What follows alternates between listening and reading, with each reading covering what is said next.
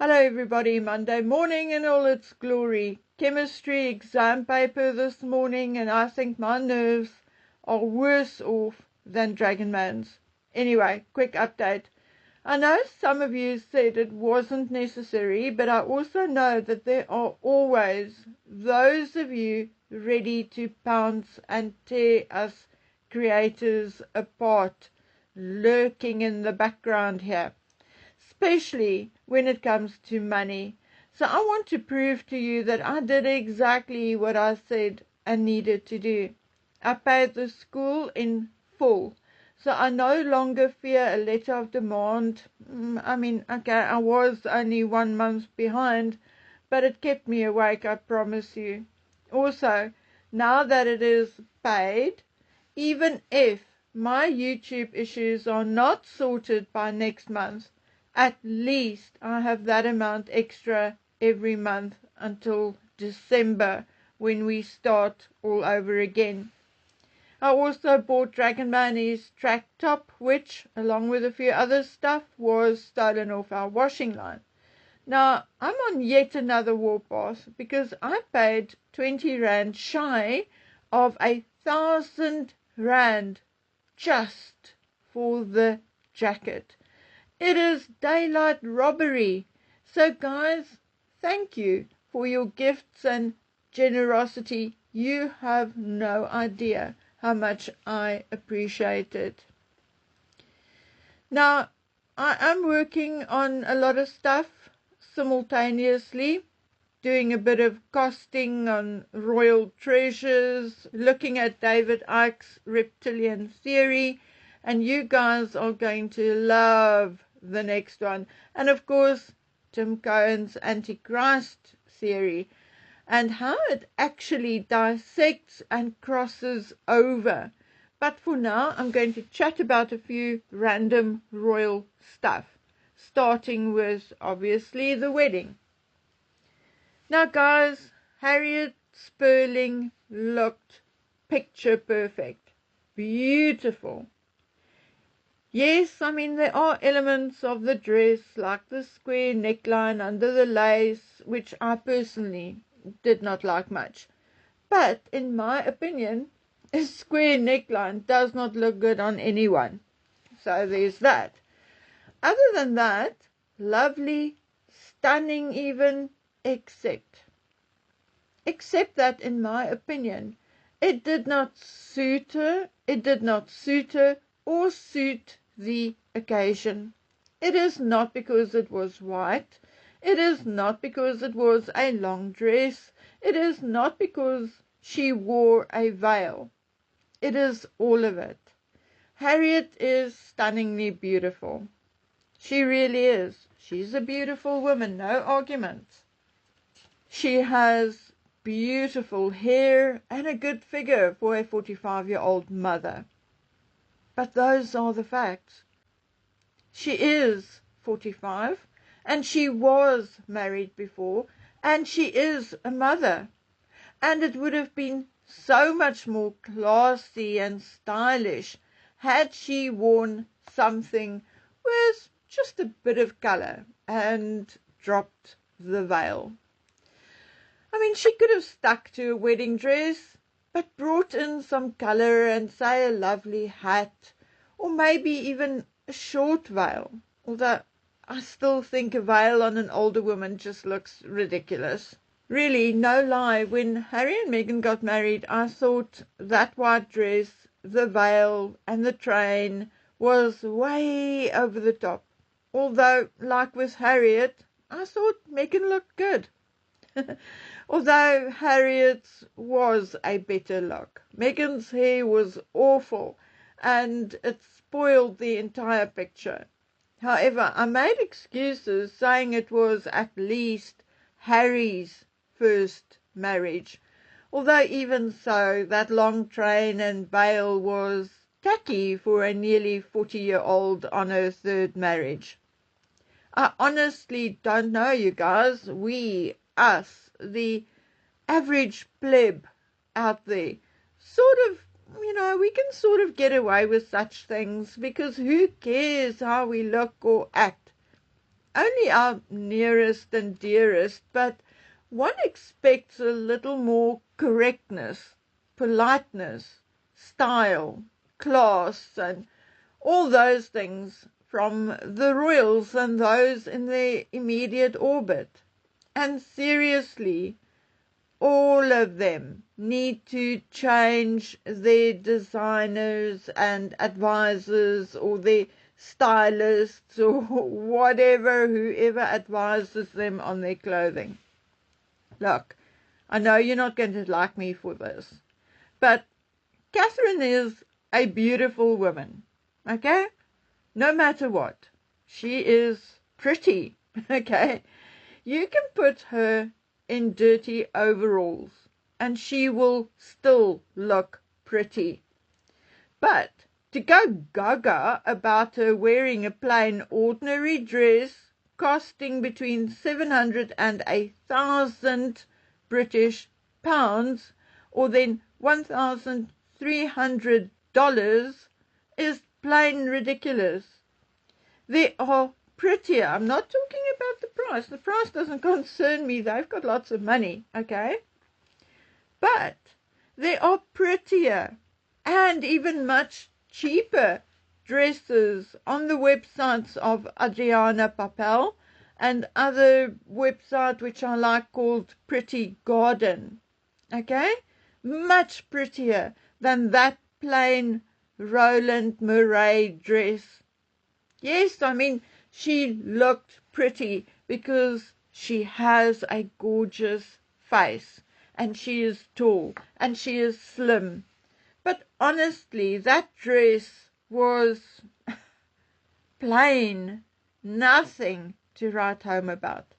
I'm not sure whether this has now become Catherine's taste, or whether all the designers decided to get together and decided to put her in the same thing over and over and over again, because it doesn't matter which designer she gets her clothing from. Lately they all look the same. And no, I'm not talking about rewears at all. I'm talking about one new dress being the same cut and style as the next. Okay, getting to Camilla. The woman is nearly 80, so what can we say? But she could have gone in blush pink or powder blue. I am certainly not fond of that tent-like beige or cream outfit at all. Zara Tindall, in my opinion, was the best dressed and most appropriate of all. She looked gorgeous, 100% appropriate, happy, healthy, and just overall great. The dress, the fascinator, the whole lot, head to toe, absolutely nothing to criticize. Now, I personally am not fond of the big puffy sleeves, but I recognize that that is my taste and has nothing to do with the overall look. For me, Zara Tindall walked away with the first prize, and that is including the bride. Okay? Anyway, the York ladies looked like the York ladies. No matter what they wear, I will always want to redress them or change something. So, my dears, that concludes my fashion review. Like I'm one to talk. Lately, my staples are thick tights and puffer jackets. So, on to the next subject. I made certain comments about Andrew Mountbatten Windsor in a previous video, and where I stand today, I absolutely 100% do not regret my comments, not one bit, and I absolutely still stand by them. But in order to, let's call it, soothe my own mind and heart, I listened, and then went and did my research. According to Buckingham Palace, their words in reply to a formal inquiry, the bruising to Andrew's face is as a result of a medical condition. Nothing serious, no drama. Okay, so I sent 3 pictures from different angles to a medical professional. And yes, you can have fine veins burst and bruising when people are on certain blood thinners, for instance, and other medications. People on blood thinners or certain medications also bruise easier, even if a drip or catheter is inserted with the finest of needles and in the most professional way. It will still leave huge bruises. But this particular medical professional looked at the photographs and says, this is not it. He says, if it was due to medication, Andrew Mountbatten Windsor would likely have had some discoloration on both sides of his face.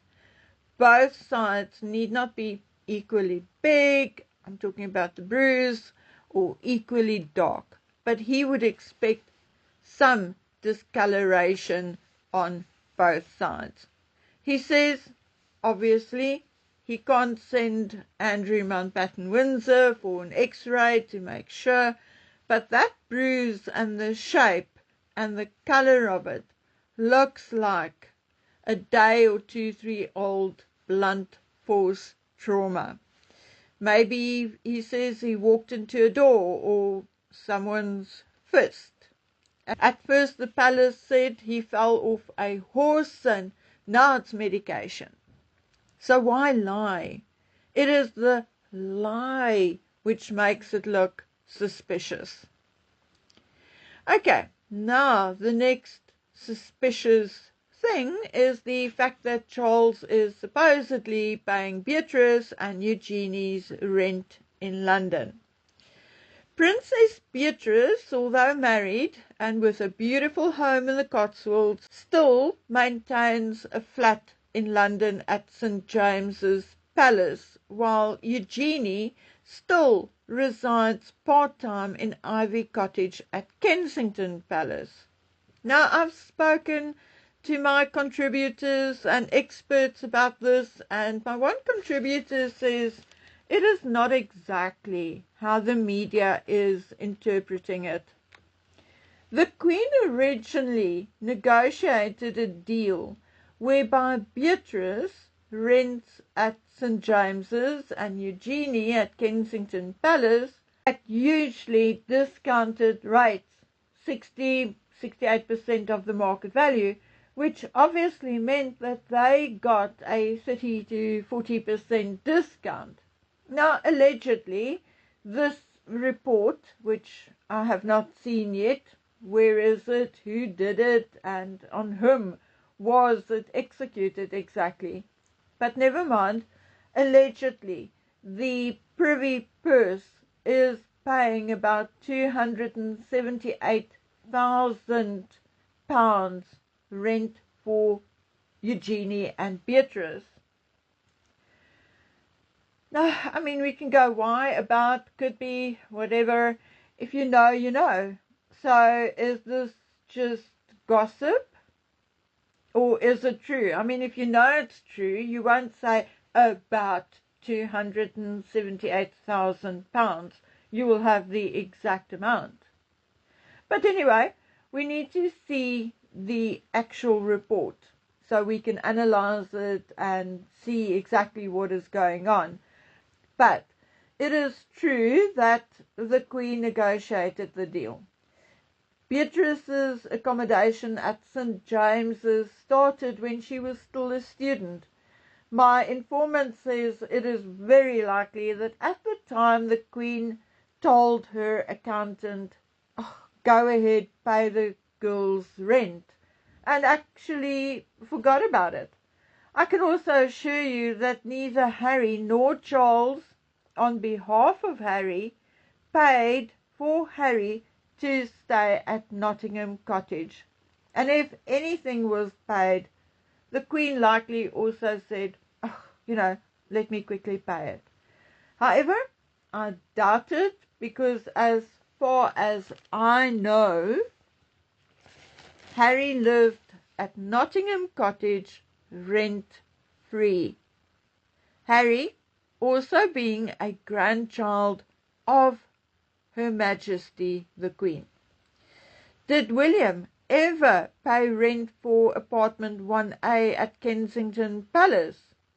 No.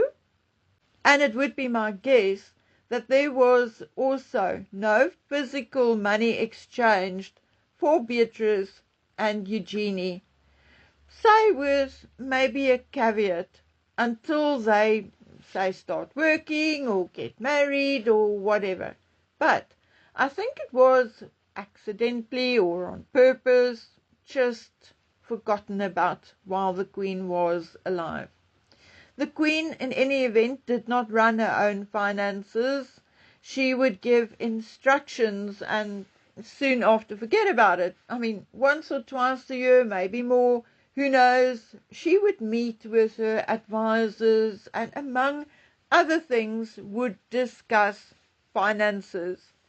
Sir Michael Stevens was the Queen's primary accountant, financial manager and keeper of the Privy Purse from 2018 until the day of her death, 2022. Now, I'm not placing blame on him at all.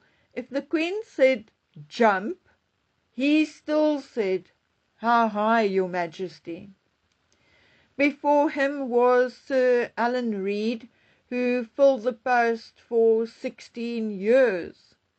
The Privy Purse is basically the income from the Duchy of Lancaster, and the sovereign grant is the income from the government, for those of you who are or may be still confused.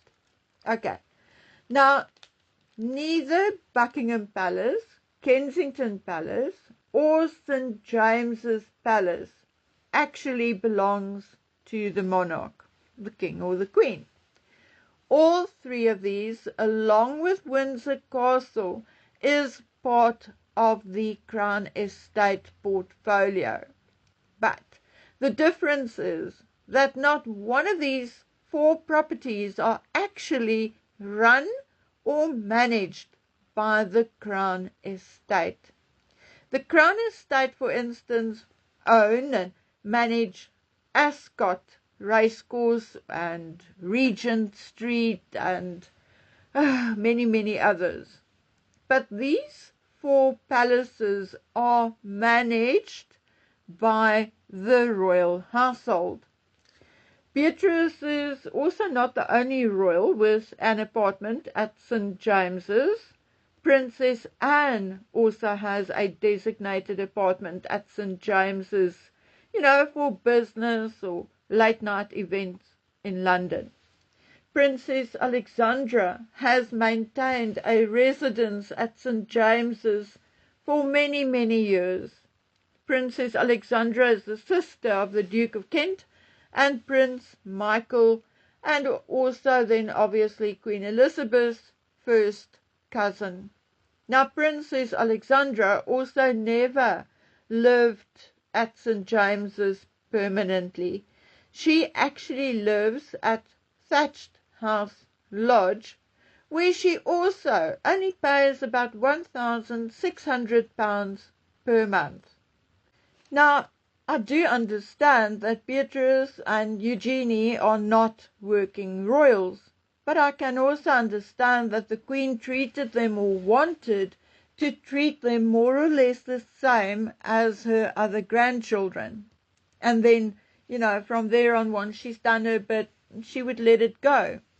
Now remember, Charles, although he very much handled the business end of things for at least the last 5 years of the Queen's life, he still had no say. If the Queen said, leave it, it was hands off for him. So I think it only became an issue once he started looking into ways to get Andrew out of Royal Lodge. And I think it is quite possible that part of Andrew's deal with Charles was for the status quo around the girls to remain the same. Besides, it is a double-edged sword. So let's say Beatrice pays 60% of the market value of the rent to the royal household, who receives money through the sovereign grant to run and manage the place. Okay, so the place is paid for twice, and where does the money go to? Okay, or alternatively, she pays 60% of the market value of the rent to the Crown Estate, which gives 15% right back to the King via the government as sovereign grant. Now, do you understand why the Queen either paid less or did not bother at all? Because one way or the other, the money is coming back to her. Okay, but now that the Queen had passed, we do understand that Beatrice and Eugenie are no longer grandchildren of the monarch. So that is likely why the matter was raised.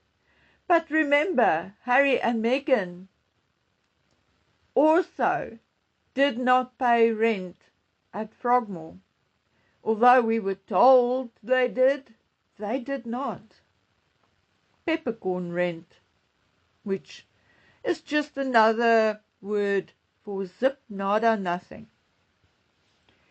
Okay, now I know some of you have asked me, so why is William not paying rent? Well, because the home he chose now, Forest Lodge, is not in the enclave of Windsor Castle, but is indeed in Windsor Great Park, which is being managed by the Crown Estate. And that is why William is paying rent. The fact that all of this is now being reviewed is indeed largely due to William's wish to really turn the British monarchy more into a similar style as the more modern European monarchies. Now, whether it's going to be successful or whether it's going to come bite him in the backside, I don't know, time will tell.